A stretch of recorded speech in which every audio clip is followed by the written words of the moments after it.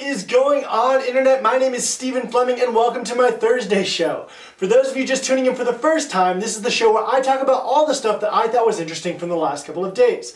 That being said, let's jump right into the first story of the day. Barack Obama just received a poison letter in the mail. The letter was addressed to the president and contained ricin, which is a form of poison, as well as a very angry letter. As if putting poison in a letter does not already clearly establish that you're pissed off about something. A similar letter was also sent to Mayor Bloomberg, and both were written in response to all of the proposed gun legislation that's floating around. As a very pro-gun and gun-owning American, I hate people like this because they make every gun owner look like they're insane. Obviously, the letter did not reach its desired target and everybody was okay, so we're moving on to the next story. Justin Bieber has another potential maybe baby. A 25-year-old fan claims that she met Bieber at a TGI Fridays restaurant in Miami back in 2010. They had sex, and then later that year she gave birth to his baby daughter. It comes as no surprise that this is not the first time that someone has claimed to have a Bieber baby. However, this one is special. Due to the time schedule that the 25-year-old fan is claiming, she's technically admitting to statutory rape because Justin Bieber was only 15 years old at the time. Not exactly the sharpest tool in the shed. Of course, the woman is claiming that she's just trying to do what's best for her baby.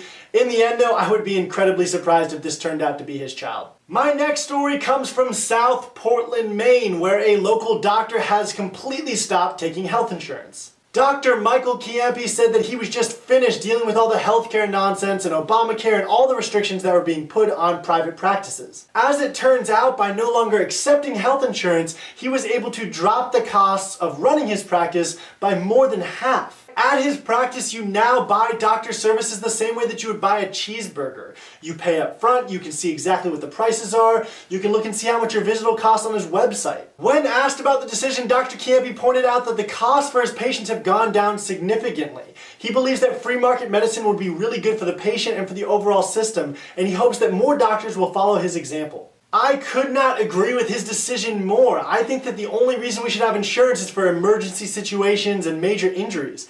If you're trying to get basic care, you should be able to shop around for the best price. However, that is just my opinion, and feel free to tear me apart in today's question of the day. How do you guys feel about this situation? Do you think that the healthcare system is good the way it is?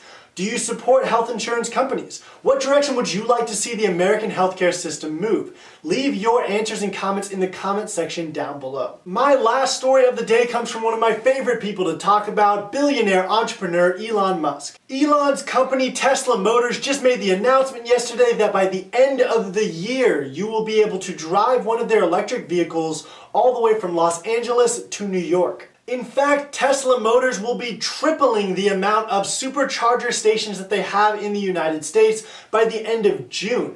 These stations allow one of their customers to charge their battery in less than 1 hour. Tesla Motors put these pictures up on their website today. The first picture shows you how many supercharger stations there currently are in the United States. The second one shows you how many they're going to have by the end of the year. The current batteries that they have in their cars allow the cars to travel anywhere from 200 to 300 miles on one charge depending on the model. Now granted, I live in Washington, D.C. and there is a lot of money here, but I feel like I see these Tesla cars absolutely everywhere. In fact, there's one parked down the street from my house right now. Alright guys, that is all that I have to talk about today. Thank you for watching. As always, click that subscribe button to get updated on 5 new videos every week, and I will see you guys tomorrow.